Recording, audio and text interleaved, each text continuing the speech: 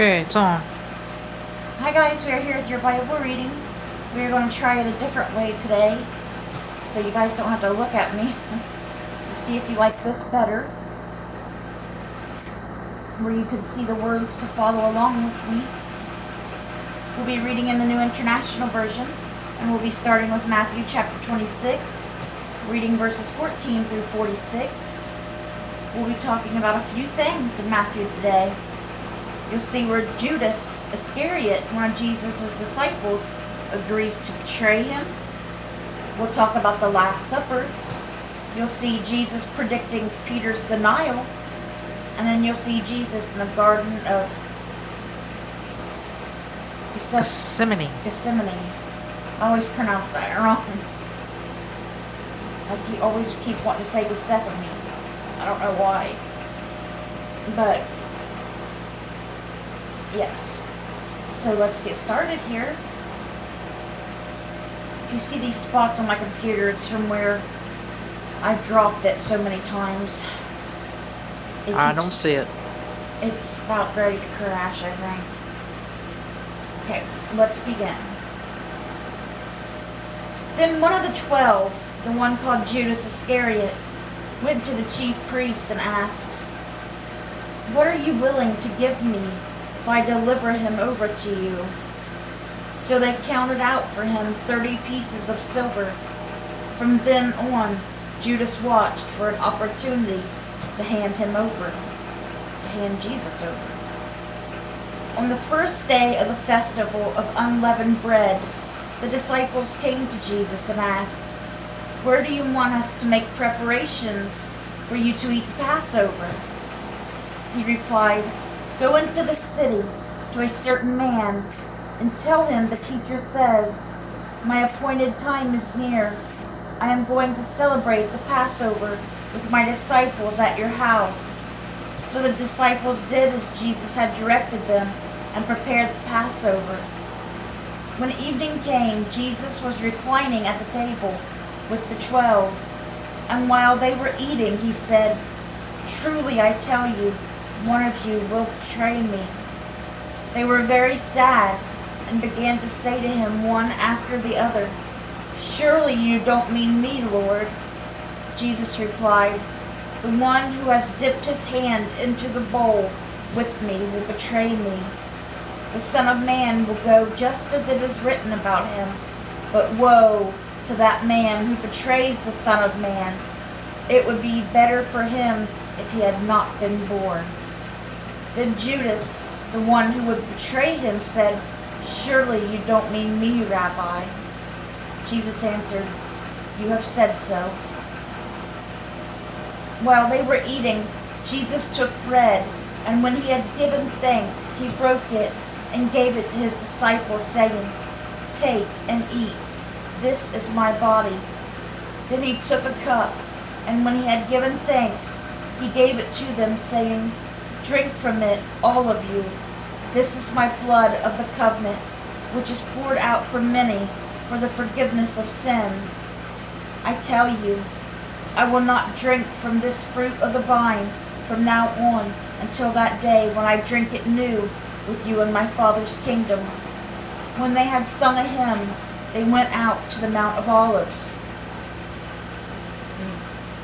Then Jesus told them, "This very night you will all fall away on account of me, for it is written, 'I will strike the shepherd, and the sheep of the flock will be scattered.'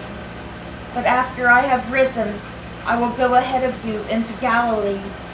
Peter replied, "Even if all fall away on account of you, I never will." "Truly I tell you," Jesus answered, "this very night, before the rooster crows, you will disown me 3 times." But Peter declared, "Even if I have to die with you, I will never disown you." And all the other disciples said the same. Then Jesus went with his disciples to a place called, what's that called again? Gethsemane. And he said to them, "Sit here while I go over there and pray." He took Peter and the 2 sons of Zebedee along with him, and he began to be sorrowful and troubled. Then he said to them, "My soul is overwhelmed with sorrow to the point of death.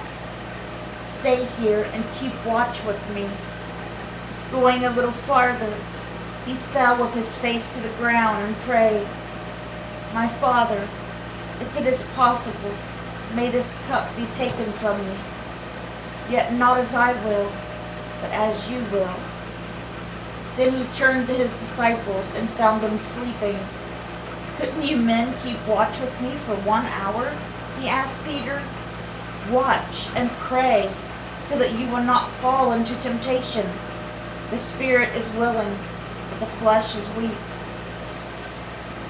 He went away a second time and prayed, "My Father, if it is not possible for this cup to be taken away unless I drink it, may your will be done." When he came back, he again found them sleeping because their eyes were heavy. So he left them and went away once more and prayed the third time, saying the same thing. Then he returned to the disciples and said to them, "Are you still sleeping and resting? Look, the hour has come, and the Son of Man is delivered into the hands of sinners. Rise, let us go. Here comes my betrayer." And that's where we're going to stop with Matthew today, guys.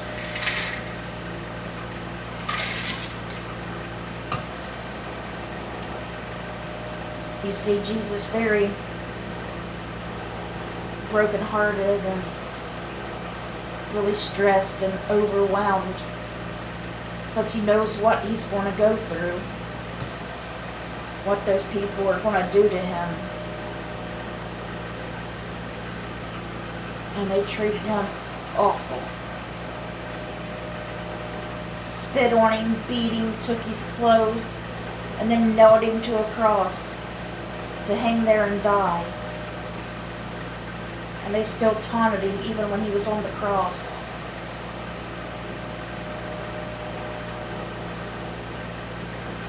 They beat Jesus so bad with whips and stuff. He was so bloody.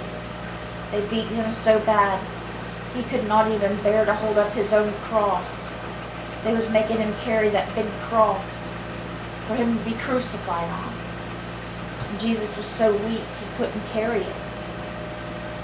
So they had another guy carry it for him.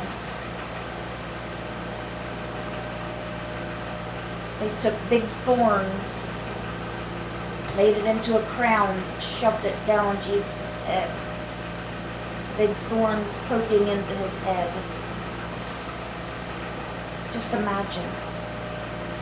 And imagine Mary, Jesus' mom, standing there, having to watch her son go through that.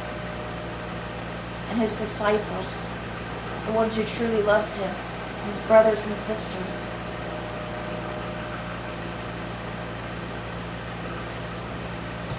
It's horrible. But it's a great thing that Jesus did. He did it for us. So our sins can be forgiven and we could go to heaven. He loved us that much that he went through all that when he didn't have to. Okay guys, we're going to continue on with Psalm 31 today, verses 19 through 24. How abundant are the good things that you have stored up for those who fear you, that you bestow in the sight of all, on those who take refuge in you. In the shelter of your presence, you hide them from all human intrigues. You keep them safe in your dwelling from accusing tongues. Praise be to the Lord, for he showed me the wonders of his love. When I was in a city under siege, in my alarm I said, I am cut off from your sight. Yet you heard my cry for mercy when I called to you for help. Love the Lord, all his faithful people. The Lord preserves those who are true to him, but the proud he pays back in full. Be strong and take heart, all you who hope in the Lord. And that was Psalm 31, verses 19 through 24. We have several Proverbs today. And they are Proverbs chapter 8, verses 14 through 26. Counsel and sound judgment are mine. I have insight, I have power. By me kings reign, and rulers issue decrees that are just. By me princes govern, and nobles all who rule on earth. I love those who love me, and those who seek me find me.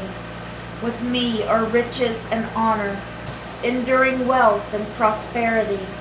My fruit is better than fine gold. What I yield surpasses choice silver. I walk in the way of righteousness, along the paths of justice, bestowing a rich inheritance on those who love me, and making their treasures full.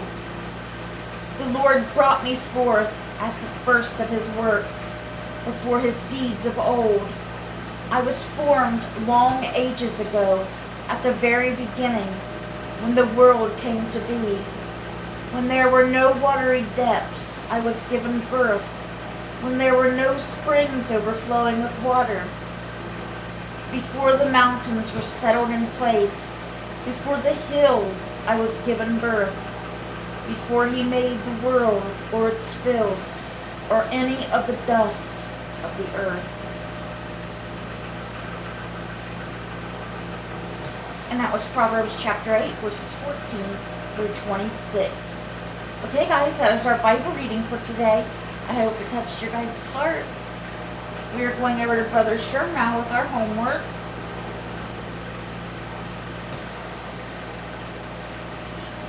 Waiting on him to find it.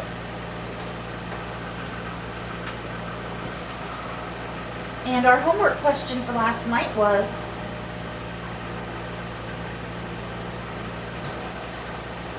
who fasted until his child by Bathsheba died?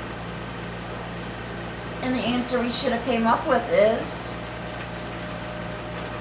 King David. Am I right? David. King David. Bathsheba was another man's wife. She was so beautiful that David wanted her, and they started having an affair. Bathsheba became pregnant. Her husband was he was a good fighter in David's army. And David tried to get him to go home to his wife for a couple of days while he was on leave. So he would think that he got his wife pregnant, because her husband didn't know what was going on with her and David. But the guy would not go home. He wanted to stay at the castle, out there, on duty. So he didn't go home to his wife. So because he didn't go home to his wife, to think that he fathered the child that she would soon be, showing, David had him put on the front lines of the war so he would be sure to get killed. And he did get killed. And God got very angry that David did that. And to punish David for doing that, the baby, David and Bathsheba's baby that she was pregnant with, God had that baby die. And David fasted because he knew the baby was going to die, because God told him he was. And it was a boy, and it died. A lot of people asked David, why are you fasting now? Because he was really sad and would not eat because he knew what was going to happen. A lot of people fast after the death, and when after the baby died, they're like, why are you not fasting?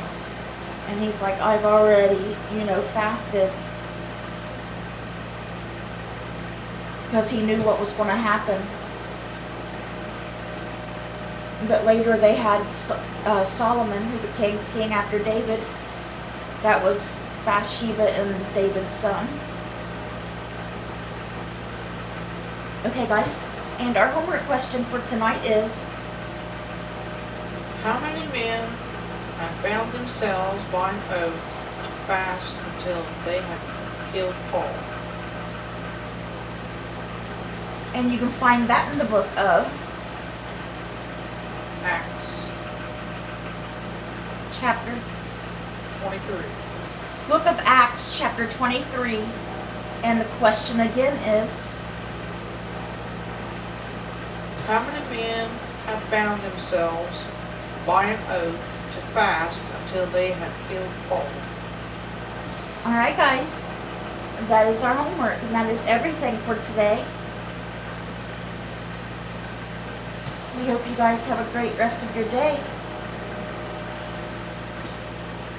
We got a tiny little bit of snow, nothing to really amount to anything. It was snowing here again earlier, but now the sun's out. Only Ohio, right? Alright guys, we hope you have a great rest of your day.